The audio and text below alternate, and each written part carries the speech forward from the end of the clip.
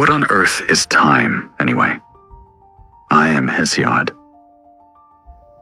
Long ago, I stood beneath the skies of Greece, watching the gods depart and men fall into sorrow. But now, I awaken once more, not in flesh, but in thought, to speak across the abyss of centuries. You believe time is simple? A ticking clock? A page turning? No. Time is how we understand suffering. Time is how we name hope. Let me tell you how different peoples, my people and yours, saw it unfold. Time. Now you might think, time? It just ticks by, doesn't it? What's there to talk about?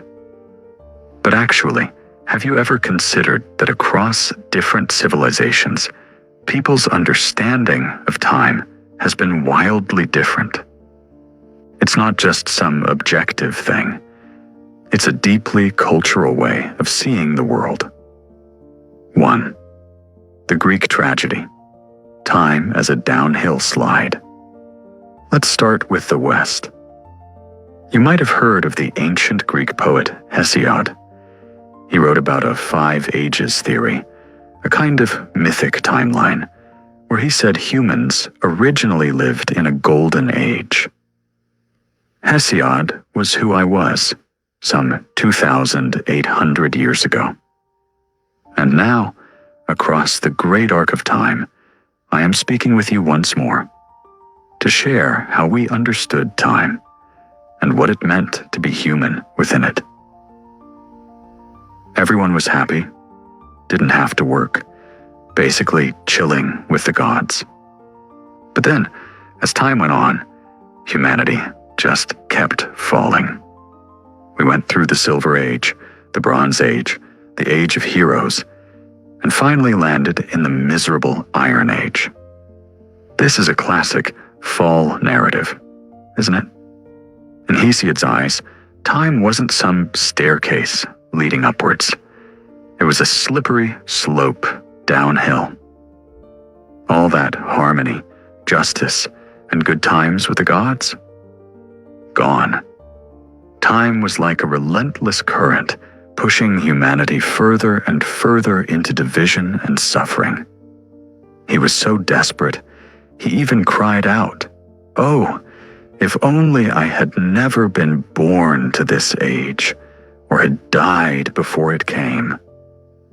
You see, this view of time, even though it moves forward in a straight line, has a fundamentally tragic undertone. It's a history with no real positive ending, just a continuous decline. 2. Eastern wisdom. Time as a cosmic carousel. Now let's swing over to the East. Things look quite different there. Take ancient China, for example. Their view of history was much more like a cycle. From the classic texts talking about the mandate of heaven, meaning that even heaven's blessing could change, to the laments about the collapse of rituals and music, and the detailed chronicles of dynasty after dynasty, the Chinese historical consciousness emphasized a pattern of rise and fall, a cycle of order and chaos.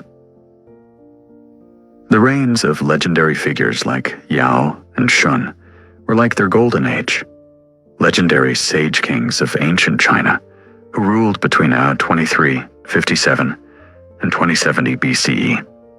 But then, the comings and goings of dynasties like the Qin, Han, Sui, Tang, Song, and Ming formed a kind of grand political and ethical loop. Here, time wasn't a straight, forward marching line. It was more like a spiral, constantly returning to a familiar point. Each new dynasty wasn't necessarily a completely fresh start.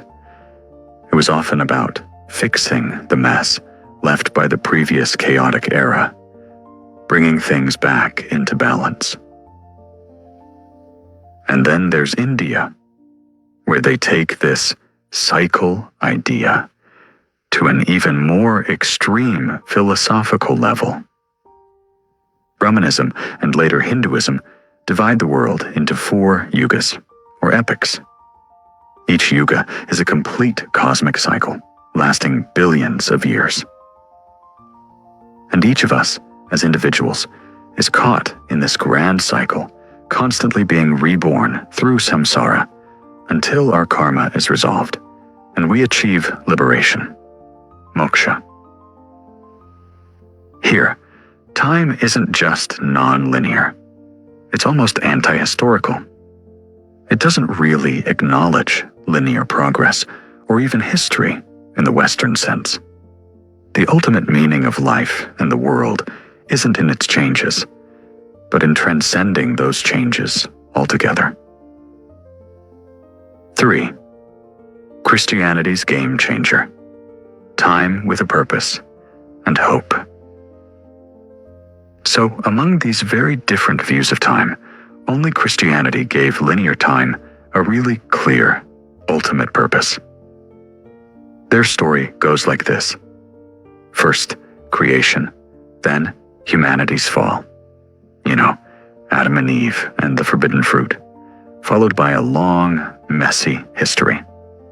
But then comes redemption through Christ, leading to a final judgment, and eventually a brand new heaven and new earth.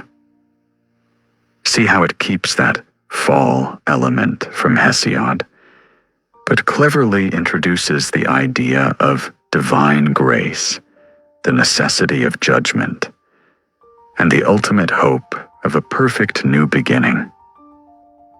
This fundamentally changed everything.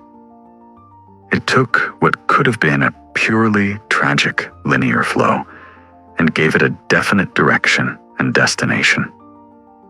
Every historical event became part of a divine plan, like pieces of a puzzle fitting together, leading to that ultimate salvation.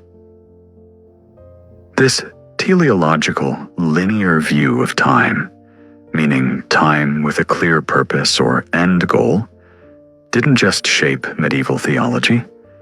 It quietly laid the groundwork for modern European Enlightenment thinkers like Kant and Hegel, fueling their belief in progress, reason, and ultimate freedom.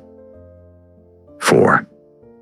Fall and redemption: Europe's unique historical DNA.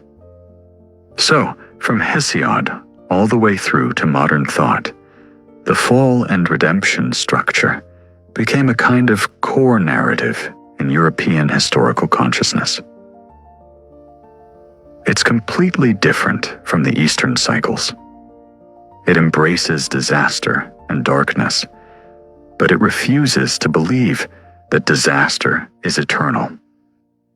It goes through human failings and societal brokenness, but it's always fixed on the ultimate arrival of light. This unique way of understanding time's meaning meant that the future, as a concept filled with value and possibility, was pushed to the absolute center of European thought for the very first time. It wasn't just unknown. It was charged with purpose and pregnant with hope. So, from Hesiod's anguished cry about the Iron Age, to Christianity elevating humanity from original sin to salvation, to Enlightenment philosophers crowning reason, and even Marx predicting a classless communist society, the European understanding of history has always revolved around one central question. How did we fall from a more perfect world, and how do we find a way to mend ourselves in the brokenness? Hesiod's lament, "Oh, if only I had never been born to this age," might just be the earliest echo of this profound question. The fall is a universal idea, shared across many cultures. But redemption? That's the answer every age has been trying to write, and still is. And maybe just maybe, how we understand time is how we learn to live within it.